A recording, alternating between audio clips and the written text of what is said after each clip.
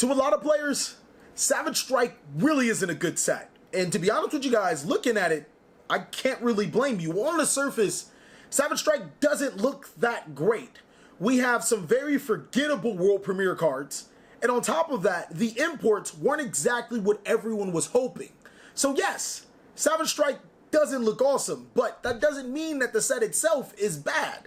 I think that there are some really great cards inside of this set that we tend to ignore looking at the world premiere cards or the imports that we can definitely take advantage of in this TCG meta, and seeing that our version of Yu-Gi-Oh! Is completely different from theirs, the OCG, then there is definitely new strategies, new possibilities, and even more importantly, more Yu-Gi-Oh! For us. In this video, I'm going to be not only telling you the money cards in this set, the supported archetypes, but some interesting tech cards that you guys should be looking out for, as well as a full analysis on if Savage Strike is a really good set. I'm TheCaliEffect, and if you guys want to see more videos like this, then go and destroy that subscribe button. But more importantly, go ahead and hit the notification bell, because, well, we just too strong. Also want to give a special thanks to every single one of my Patreons. Without you guys, videos like this would not be possible. Also, a mad shout out to our newest Patreons, Jacob, Vince, and Torza705.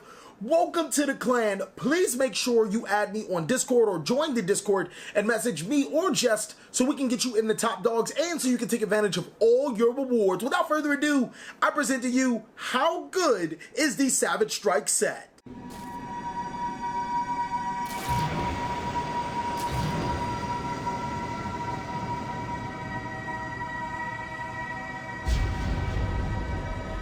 Okay, ladies and gentlemen, I feel that there are two reasons why the Savage Strike set gets looked at so badly. The very first reason is that this doesn't really breathe a lot of fresh life into the Yu-Gi-Oh! Card game. There's only 2.5 archetypes. Depending on how you want to look at the third one, it could be an archetype that you can consider new, or it could just be a bunch of generic cards that work for psychic monsters. And then while the set does support a lot of the older archetypes, I feel that sets should be dedicated to that. There should be some sets that just have a majority of support to older archetypes, because we have so many, and a lot of them just are bad and can use a lot of support. Unfortunately, Savage Strike does fall short. It gives us quite a bit of it gives us a lot of archetype support for older archetypes, but not a lot of them are good. Looking at the list, we get Boral Rocket support, Cyber support, Hero and Neospatian support, which ironically I feel should have been in the Soul Fusion set. Incantation, Madolche, OrcUS, Prankid, Salaman Great, Shiranui, Subterror, Tech Genis, also known as TG, Trickstar, World Legacy, Valkyrie, and Danger. Now, you can almost strike out the World Legacy support, because every time a new set has been introduced inside of the Link era, we get a new archetype that's just tied to World Legacy, and they just happen to have a card that works with them. So you really can't say that this is World Legacy support.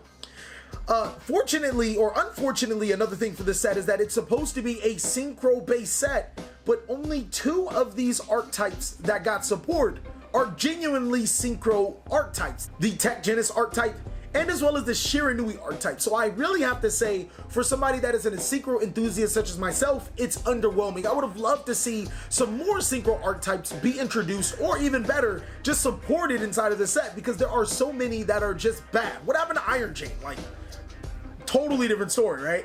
Nonetheless, I'm pretty much done harping about the shortcomings of this set. I think that there are still some really good things to take advantage of. Looking at the best tier decks inside of this set, hands down, it has to go to these 3 archetypes. These are probably the better archetypes that could be seen as probably the go-to strategies when you're starting to open in the set. The most important one, if you ask me, is Guard Dragon. Now, Guard Dragon is going to do to dragons what E-Soul did to warriors. It makes them a lot more generic? Nah, that's not a good way to say it. A lot more playable, let's just put it like that. The E-Soul concept inside of Extreme Force allowed you to play warrior monsters as extenders, bringing out so many warrior monsters, it was insane, and Guard Dragons are going to do exactly that. The only difference between Guard Dragons and warriors is that dragons actually have some really busted stuff. They have the ability to stop your opponent from spell summoning out of the extra deck inside of a monster. They have other extenders, like way better than the warrior strategy, and they work out of the graveyard. So guard dragons will definitely be a lot better as extender cards than the warrior strategy. I mean, no more junk forward and marauding captain for dragons. You have cards like Destrudo and Ampharmage Goliath, as well as the black and white dragons to work with.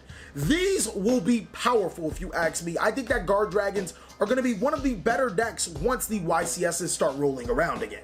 Next in the better tiered section is OrcUS. Now, OrcUS have been waiting for 3 whole months to get better, and they actually did exactly that. They get some more monsters to work with inside of their new OrcUS common card, and again, the deck is going to stay cheap. So outside of your orchestrated returns, which were about $2 before this set, which we already knew everything inside of it was coming, then yeah, you probably spent around 10 to 15 bucks on this entire archetype, and it's gonna be really good. Just the ability to summon some of those strong link monsters and abuse Topologic Bomber Dragon to destroy the field constantly and still get a lot of presence. Heck, the deck can even make Tomahawk now with ease. Don't sleep on OrcUS. The last of the better tiered cards, the archetypes that get the most support or gain the most value out of this set, are ritual based decks. Now, incantations have gotten a ton better with the new Incantation Chalice Slime and its ritual spell card. I just can't wait to be able to play Necros or whatever ritual deck I concoct with this, because it is going to be insane. And now looking back at Guard Dragon, you could probably play Buster Bladers a little better. Maybe I'm hinting at Blackluster Soldier versus Buster Blader, but maybe I'm getting ahead of myself. Maybe it doesn't make it that much better. There are so many exciting decks inside of this archetype. I think that the 3 sleeper decks will surprise you the best. Now, the sleeper decks shouldn't be sleeper decks to anyone if you ask me.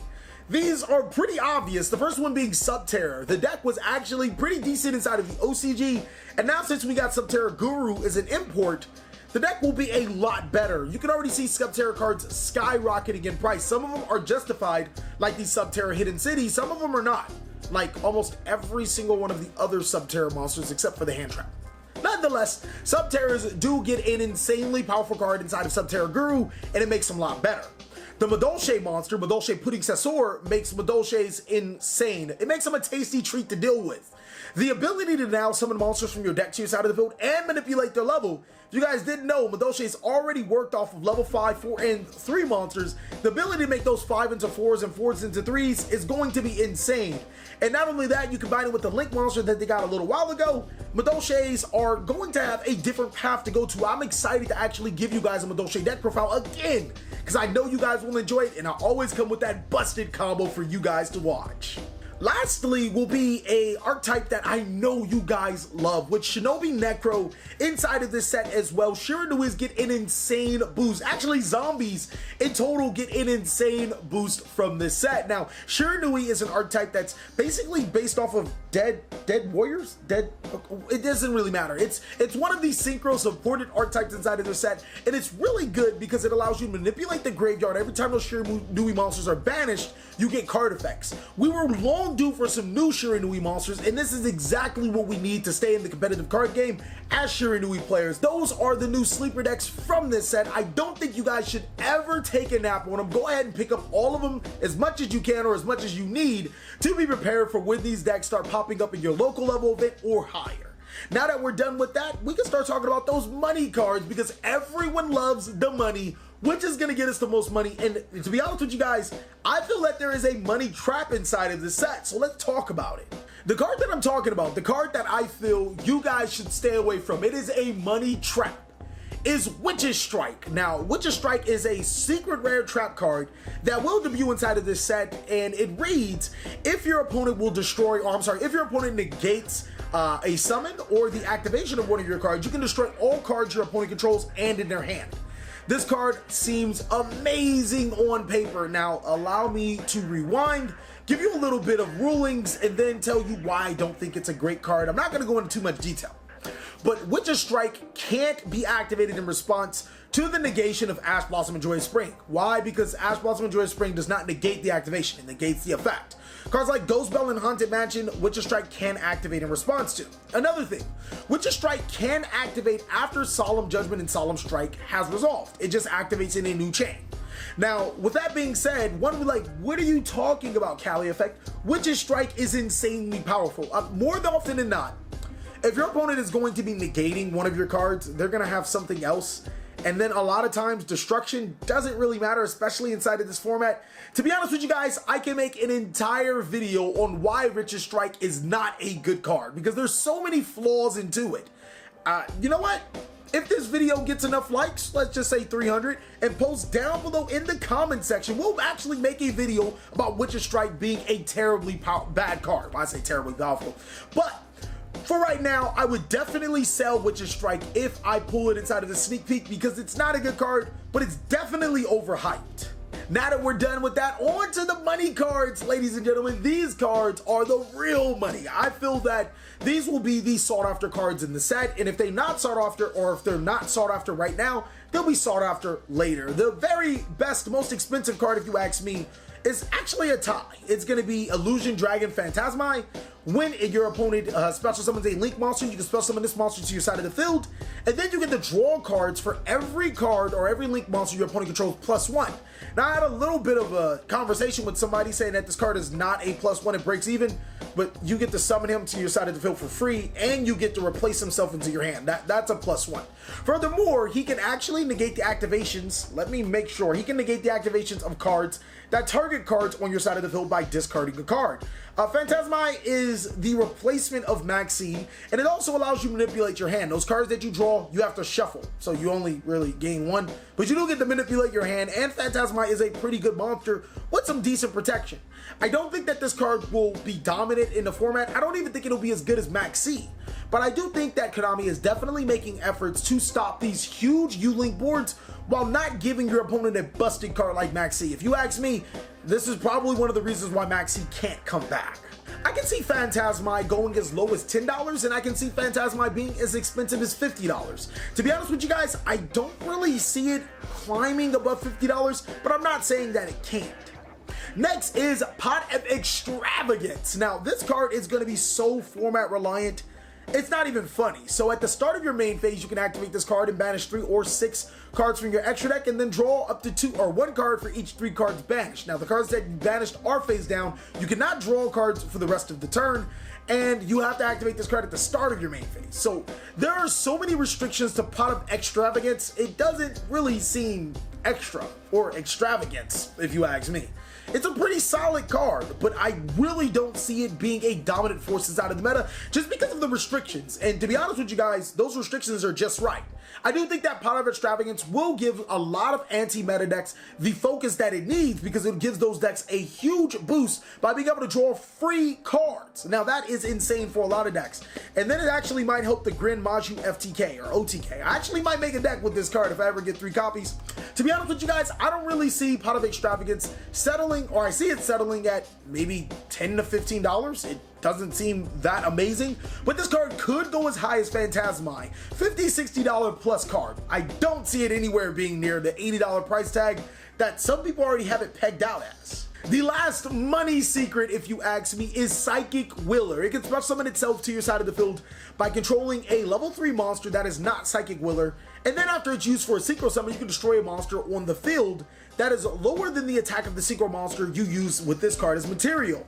Now, the reason why this card is so good, so great, is not only because it's a secret rare, it works really well in Burning Abyss. Now, if you ask me, I think it's a better substitute than the Danger monsters, because it's a guaranteed level 3 monster on your side of the field, and then gives you access to cards like Beatrice and, or not Beatrice, Brionic and Virgil, which are really good cards in their own right. It helps you break Thunder Dragon boards. I just don't see this card being less than $20, but I could be wrong.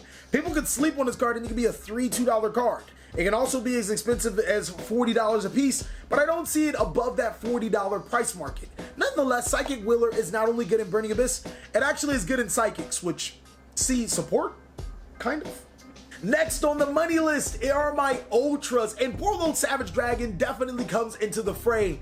I can see this being a $40 Ultra Rare, depending on, somebody said the most awesome comment if Konami decides to short print this Ultra Rare, which That's just not very nice, would it be? But Borlo Savage Dragon is insane. When it is synchro summoned, you can target a Link monster and place it to your side of the field, equip it to him, and then he gains counters, and then your opponent activates card effects. You can remove a Borlo counter from this card to negate the activation. Now, I'm almost 100% sure that's what that card says. If I'm wrong, it corrects me right there. I'm trying to go off of memory, trying to help myself. I'm actually just going to read the cards from now on.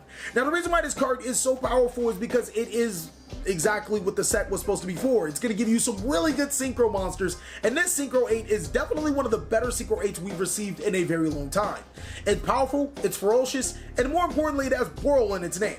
A lot of Yu-Gi-Oh players tend to like the Boral Rocket cards, and this is just one of them. So even if it weren't as good as it was, people are always going to harp on it. It's a cover card. It's not going to be less than $10, and I doubt that it'll be less than $25.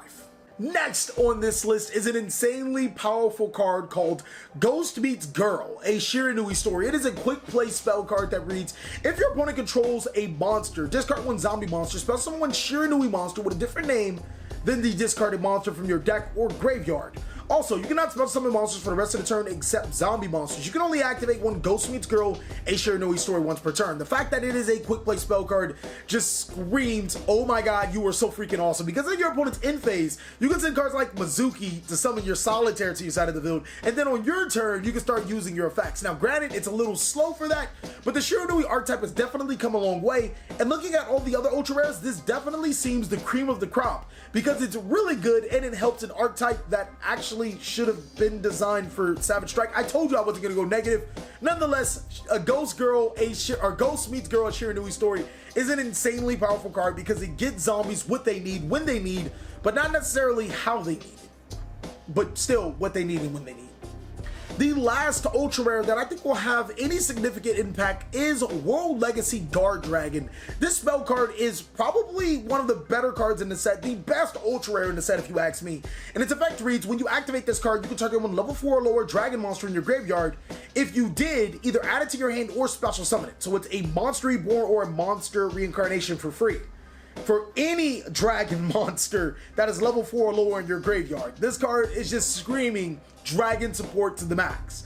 Its next effect says, once per turn, you can target one dragon monster you control. Move that monster you control to another one of your main monster zones. So that's basically if you ever needed any type of support inside of your deck. If you had those dragon monsters that pointed awkwardly, this is definitely going to help you fix that because it manipulates your main monster zones and when the guard dragon monsters can point to. This card is insanely powerful. It is a 3-of inside of any guard dragon specific deck, and it's going to be the money card of the ultra rares if you ask me. And then after that, if people decide to pick up on Shiranuis, will be that ghost card.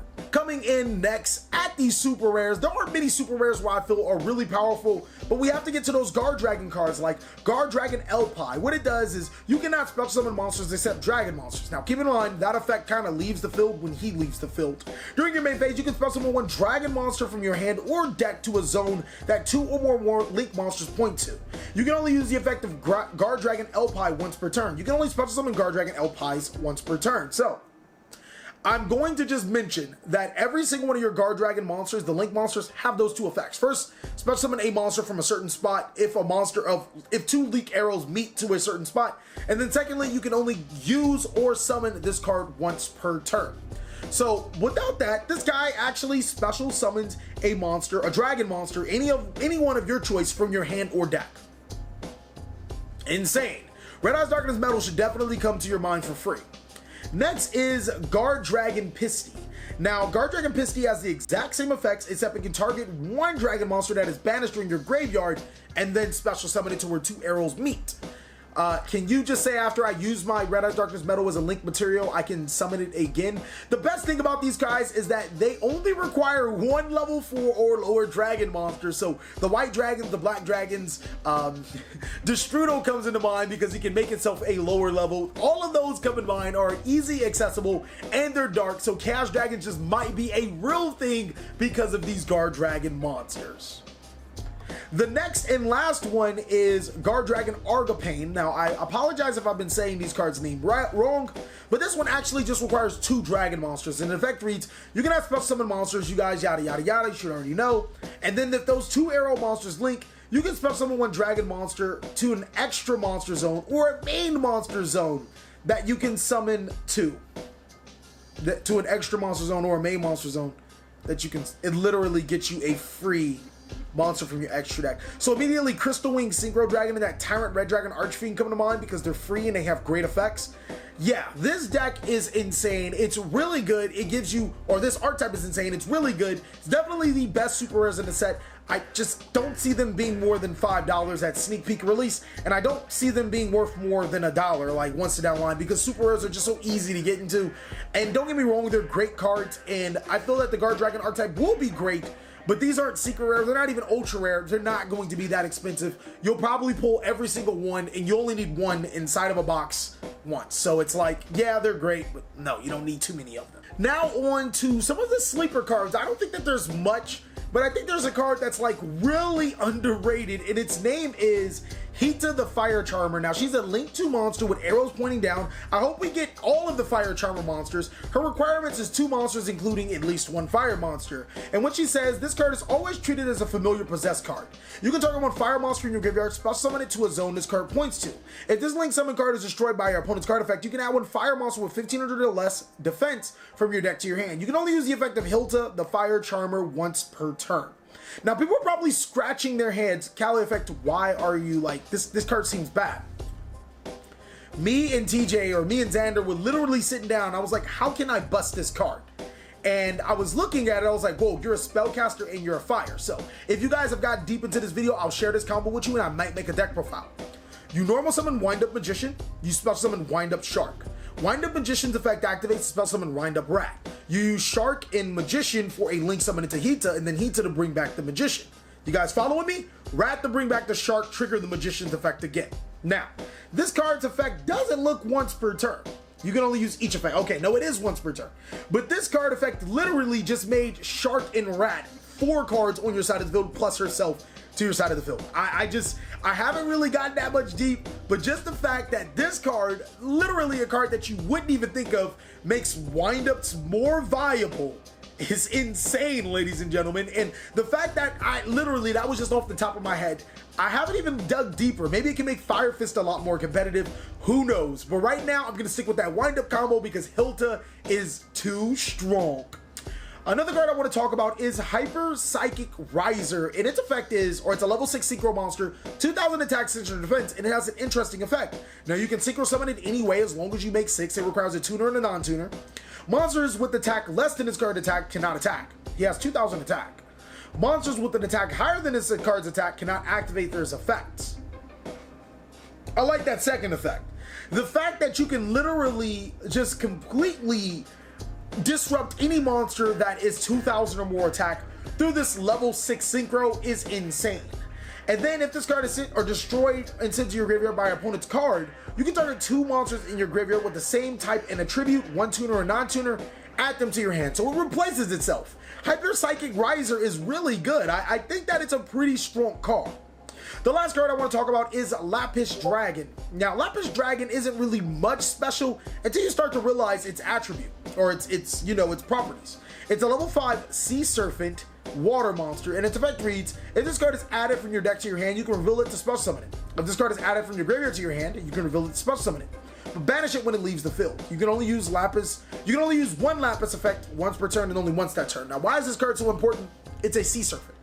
Atlantean Dragoons can add this card to your hand and spell summon it for free. Now, did I get deeper with this card? No, because, I mean, Mermels are very complicated. So you guys got to give me a little more time.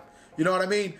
Now, you can summon Undyne to send Dragoons to add this card to summon it to get a free level 8 Borlode Savage Dragon. I just haven't thought too much into it, but still, I think that it's a really fun card, really powerful card, a card that could be seen in Mermels. Now, that's pretty much it for the Savage Strike set. I know that I did leave some out. I want you guys to post down below in the comment section about which cards did you think are sleepers, what cards should we be looking out for, but even more importantly, let us know if we should be making that video. Thank you guys so much for watching another segment of the TheCaliEffect. I really hope you guys enjoyed this video. If you did, go ahead and give it a like. And if you didn't, let us know down below in the comment section as well what we could do to be better. Please like, comment, subscribe, but most of all, enjoy. I hope you guys are having a great day like I am.